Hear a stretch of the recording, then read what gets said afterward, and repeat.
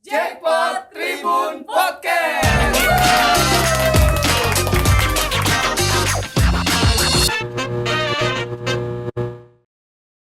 Halo Tribuners, saat ini Anda menyaksikan Jackpot Tribun Podcast. Kali ini dipandu oleh saya, Elsa Elmintias. Gimana hari ini kabarnya Tribuners? Semoga dalam keadaan sehat ya. Saat ini kami sudah berada di kantor KPU Jepara Tribuners. Tribuners mungkin ada yang warga Jepara mungkin. Nah, kedatangan kami kali ini bukan tanpa sebab, tapi kami ingin mengetahui tentang sejauh mana sih persiapan KPU Jepara dalam menyambut Pilkada Serentak 2024. Nah, sebelumnya Elsa perkenalkan terlebih dahulu narasumber pada Jackpot kali ini, yaitu Ketua KPU Jepara, Bapak Tris Andi Kusuma. Selamat siang, Bapak. Selamat siang, Mbak. Terima kasih kita sudah diperbolehkan main gitu ke kantor KPU Jepara seperti itu ya. Siap ya. Gimana Bapak hari ini kabarnya sehat? Alhamdulillah sehat. Alhamdulillah. Masih semangat, Pak? Ya harus semangat. Harus semangat loh Tribuners. Ini panggilan akrabnya Pak Riz, Pak Andi, atau Pak Kusuma ini? Banyak nih namanya. Bisa Riz, bisa Andi. Oh baik, Pak Riz atau Pak Andi. Atau digabung juga bisa ya, soalnya namanya pisah Tribuners. 3 kata ya soalnya. Baik, Pak Andi deh, lebih gampang gitu ya. Pak Andi, kita mau bertanya nih soal persiapan KPU Jepara dalam menyambut Pilkada 2024 nanti. Boleh ya? Siap. Ya, pasti ini Tribuners juga ada yang ngikutin nih perkembangan KPU sejauh apa dan ingin tahu sekarang tuh sudah sampai di mana proses tahapannya, seperti itu ya. Baik, kalau dari Pak Andi, mungkin boleh diceritakan terlebih dahulu tentang kegiatan KPU Jepara sekarang ini apa aja nih Pak? Lagi sibuk apa belakangan ini? Ya, untuk KPU Jepara ini sama dengan teman-teman yang ada di semua, karena saat ini adalah memasuki tahapan terkait dengan penyusunan daftar pemilih. Nah, ini sangat penting karena bagi masyarakat untuk bisa menggunakan hak pilih itu kan harus terdaftar dulu. Nah, ini kemarin setelah turun data dari pemerintah dan diturunkan kepada KPU dan KPU menurunkan kepada kami, terus kemudian kami melakukan coklit dari tanggal 24 Juni sampai 24 Juli kemarin.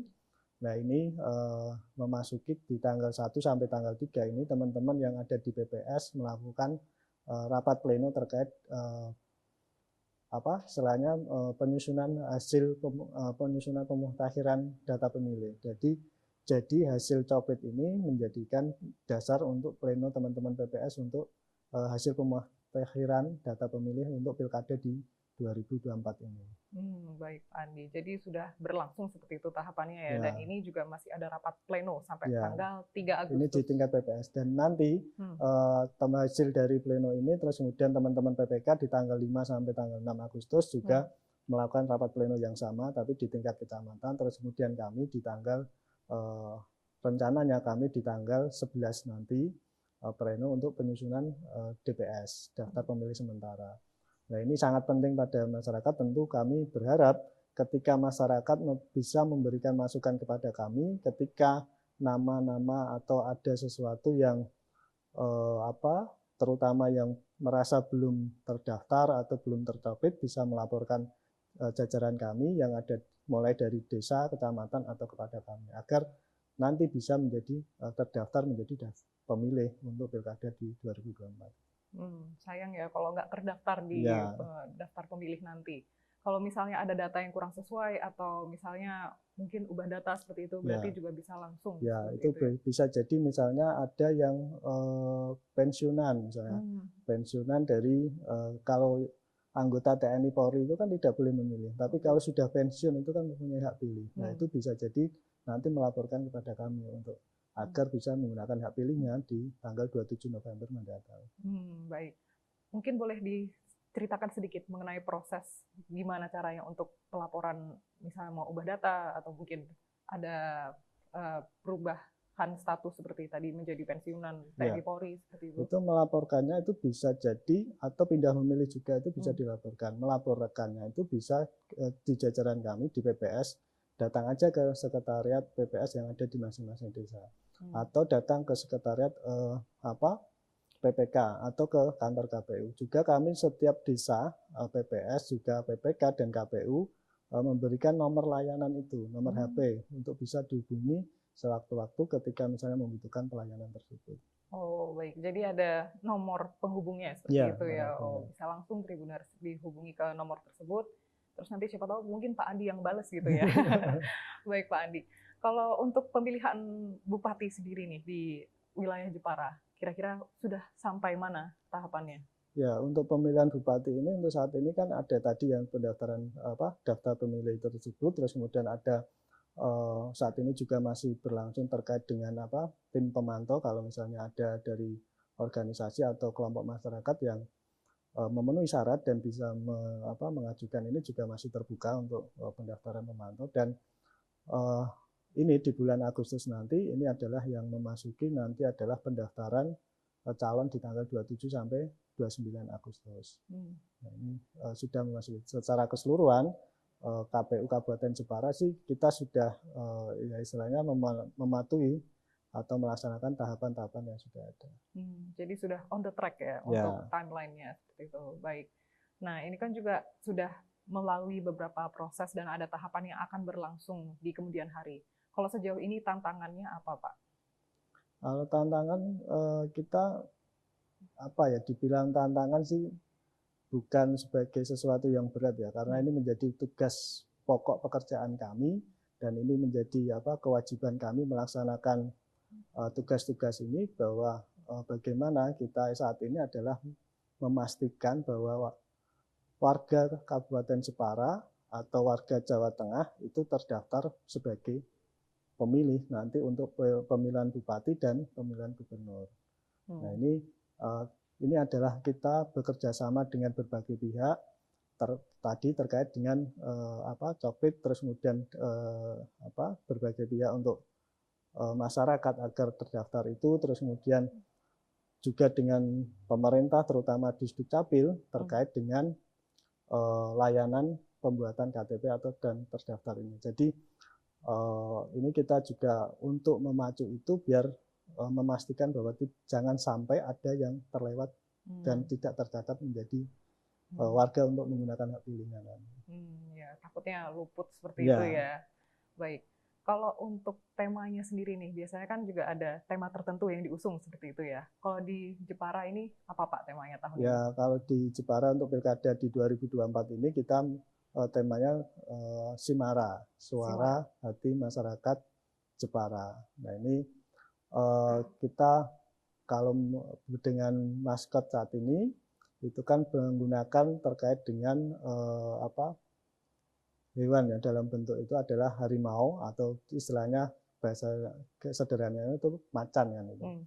Nah ini kenapa kita ini adalah kalau kita berbicara dengan Jepara itu kan ada terkait masuk misalnya dari Semarang atau dari Kudus itu kan ada patung yang besar itu macan burung atau dengan legenda yang di Jepara itu kan ada macan burung. Nah itu macan itulah yang kita itu dengan filosofi bahwa itu adalah hewan yang pemberani dan semangat kan itu.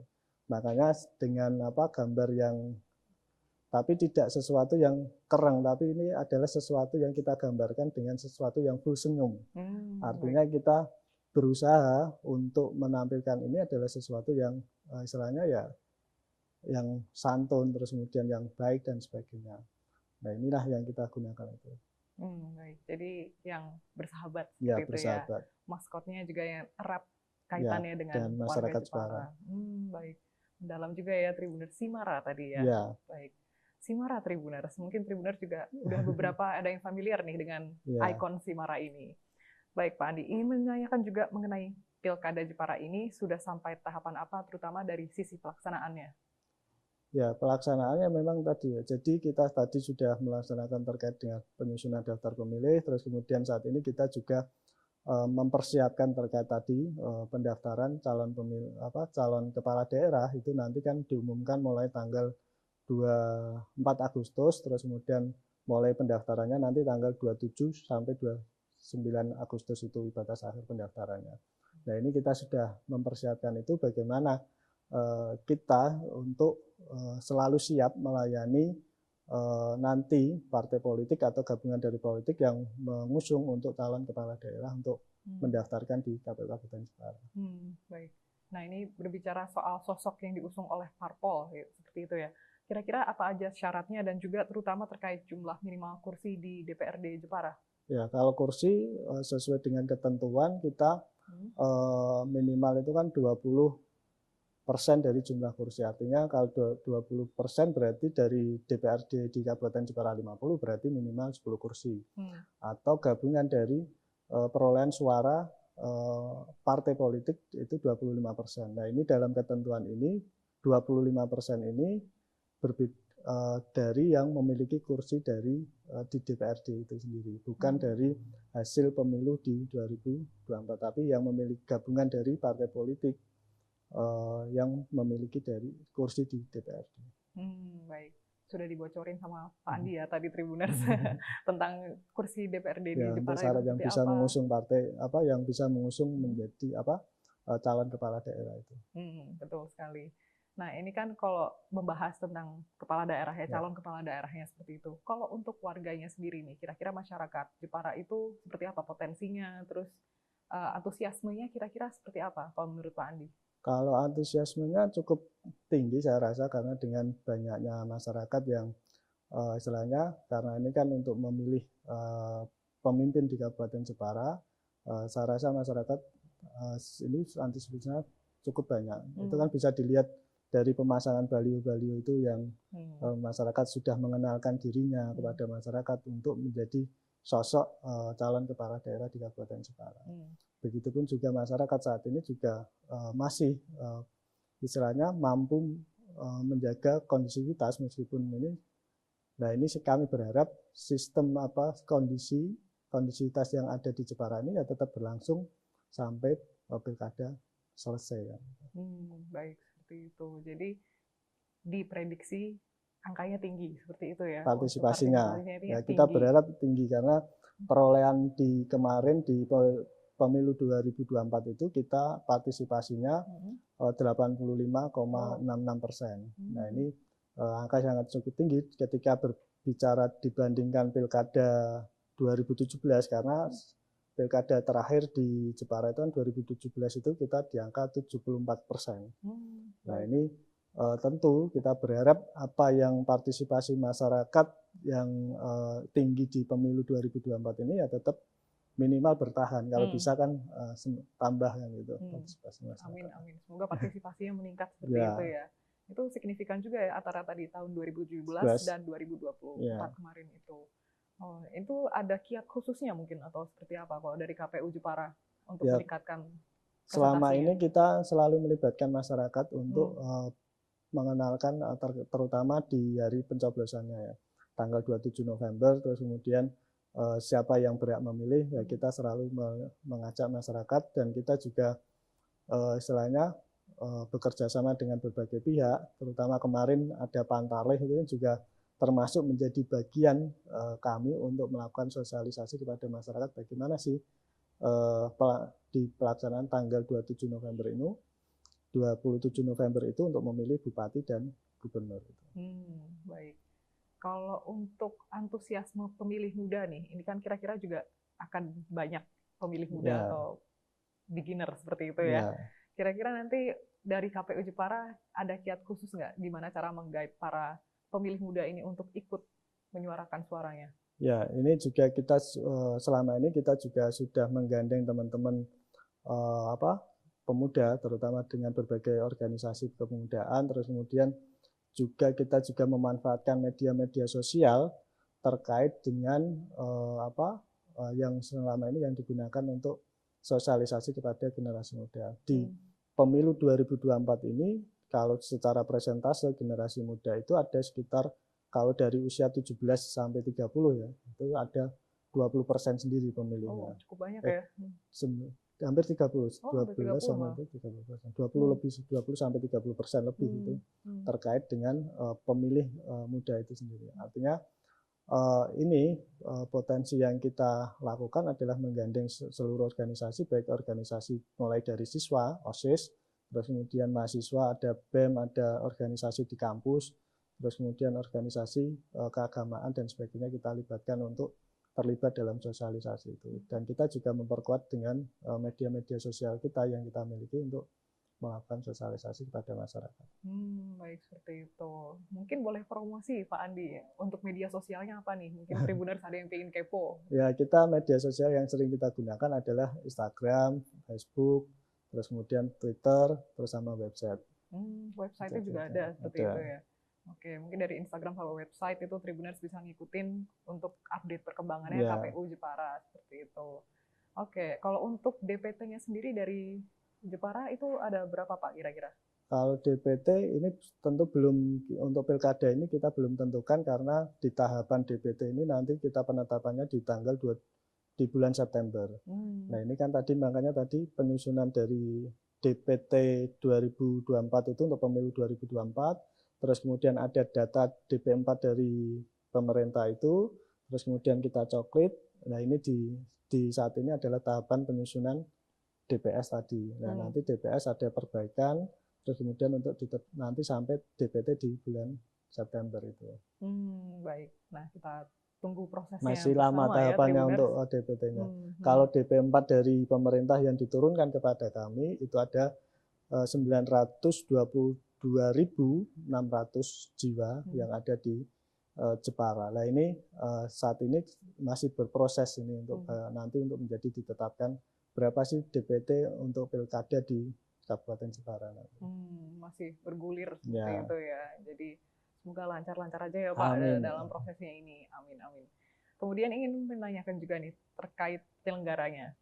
Kan ada tahapan rekrutmen panitia ad hoc pemilih di tingkat bawah dari kecamatan, desa, terus hingga KPPS dan petugas KPPS itu kapan diadakannya?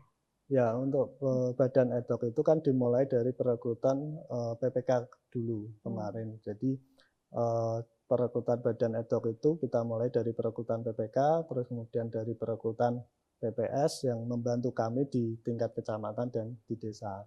Ini sudah terbentuk, terus kemudian dalam pemutahiran data kemarin ada Pantarlih, istilahnya yang melakukan pencocokan daftar pemilih, itu kemarin sudah selesai di tanggal 25 Juli kemarin.